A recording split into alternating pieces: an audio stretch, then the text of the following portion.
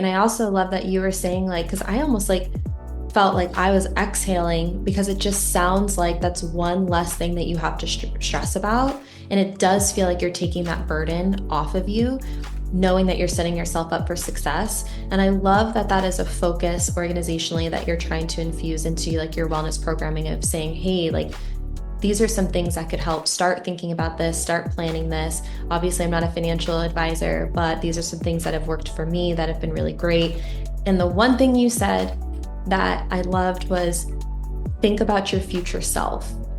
Because I think that we all get guilty. We're all guilty of this in one way or another of like kind of just being in the day to day and like putting one foot in front of the other. But if you can zoom out a little bit and say, okay, are the steps that I'm taking now going to make my future self happy or my future self proud?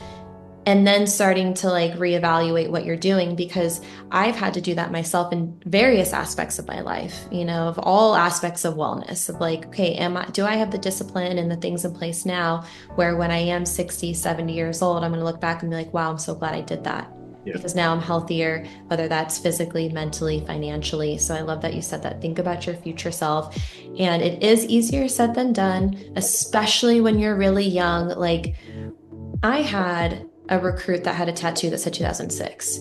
And I was like, no, it was 2001 on there. There's a tattoo that said 2001. And I almost like keeled over. I was like, I don't know how I got to be like the old lady in the room. But when I was that young, like I wasn't thinking about anything for my future. You know, I was a disaster when I was in my early 20s when it came to wellness. Like I wasn't thinking about finances or mental health like in the way that I do now or physical fitness. And so I do think that it's easier said than done. But when you have organizations that are supporting that early in the career, you know, then I think that that just helps move things along and at least bring that awareness. So I'm happy that that's something that you guys are focusing on.